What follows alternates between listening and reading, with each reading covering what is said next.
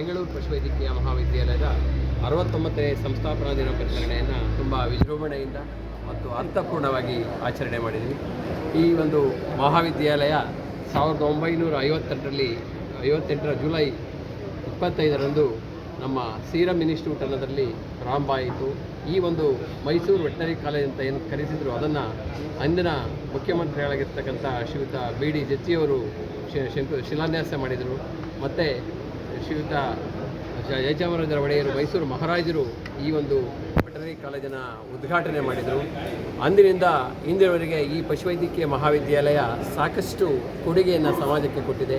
ಅದರಲ್ಲೂ ವಿಶೇಷವಾಗಿ ನಮ್ಮ ಸಮಾಜಕ್ಕೆ, ರಾಜ್ಯಕ್ಕೆ, ರಾಷ್ಟ್ರಕ್ಕೆ, ಅಂತಾರಾಷ್ಟ್ರೀಯ ಮಟ್ಟಕ್ಕೆ ಬೇಕಾಗಿರ್ತಕ್ಕಂಥ ಮಾನವ ಸಂಪನ್ಮೂಲ ಅಂತ ಹೇಳ್ತೀವಿ.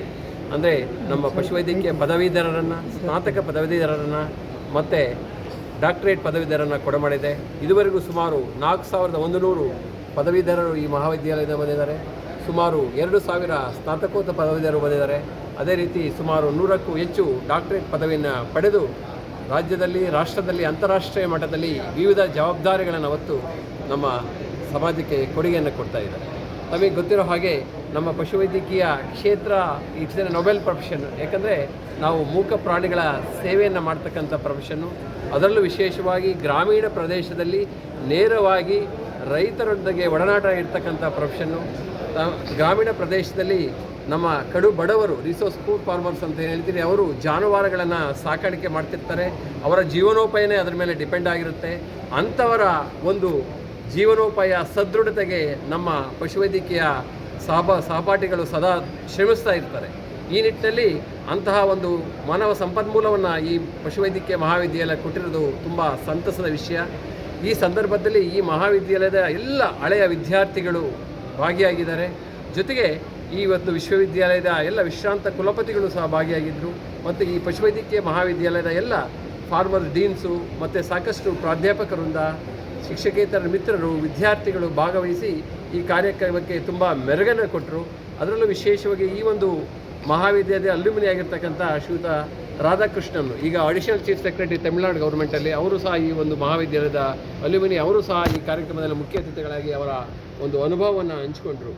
ಇನ್ನು ಈ ಒಂದು ಸಂಸ್ಥಾಪನಾ ದಿನಾಚರಣೆ ಉದ್ದೇಶ ಅಂದರೆ ನಮ್ಮ ಈಗ ಪಶುವೈದ್ಯಕೀಯ ಮಹಾವಿದ್ಯಾಲಯ ಬೆಂಗಳೂರಿಗೆ ಏನು ಕೊಡುಗೆ ಬಂತು, ಇದಕ್ಕೆ ಕೊಡುಗೆ ಕೊಟ್ಟವರನ್ನು ಅವರಿಗೆ ಕೃತಜ್ಞತೆ ಸಲ್ಲಿಸೋದ್ರ ಜೊತೆಗೆ ಮುಂದೆ ಯಾವ ರೀತಿ ನಾವು ಈ ಪಶುವೈದ್ಯಕೀಯ ಮಹಾವಿದ್ಯಾಲಯವನ್ನು ತೆಗೆದುಕೊಂಡು ಹೋಗಬೇಕು ಅನ್ನೋದರ ಚಿಂತನ ಮಂಥನ ಸಹ ನಾವು ಈ ಕಾರ್ಯಕ್ರಮ ಮಾಡ್ತಾ ಇದ್ದೀವಿ.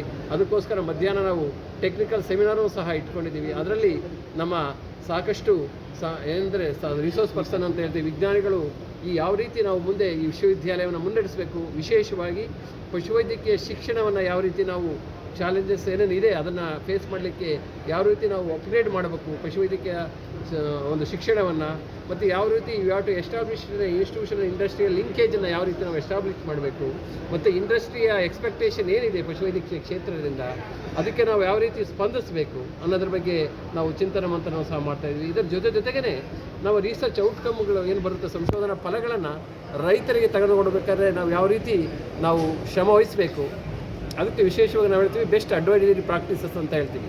ಸುಧಾರಿತ ಪಶುಪಾಲನಾ ಪದ್ಧತಿಗಳ ಬಗ್ಗೆ, ಅಂದರೆ ಹೈನುಗಾರಿಕೆ ಇರ್ಬೋದು, ಕೋಳಿ ಸಾಕಾಣಿಕೆ ಇರ್ಬೋದು, ಮೀನು ಸಾಕಾಣಿಕೆ ಇರ್ಬೋದು, ಮತ್ತು ಆಡು ಮತ್ತು ಕುರಿ ಸಾಕಾಣಿಕೆ ಇರಬೇಕು. ಈ ರೀತಿ ರೈತರಿಗೆ ಯಾವುದು ತುಂಬ ಅಡ್ವೈಸರಿ ಸರ್ವಿಸಸ್ ಬೇಕು, ಅದನ್ನು ಯಾವ ರೀತಿ ರೈತರಿಗೆ ತಲುಪಿಸಬೇಕು ಅಂತಕ್ಕಂಥದ್ದು ಸಹ ನಮ್ಮ ಇನ್ನೊಂದು ಧ್ಯೇಯ. ಆ ನಿಟ್ಟಿನಲ್ಲೂ ಸಹ ನಮ್ಮ ಪಶುವೈದ್ಯಕೀಯ ಮಹಾವಿದ್ಯಾಲಯ, ವಿಶ್ವವಿದ್ಯಾಲಯ ಸಾಕಷ್ಟು ಶ್ರಮವನ್ನು ವಹಿಸ್ತಿದೆ.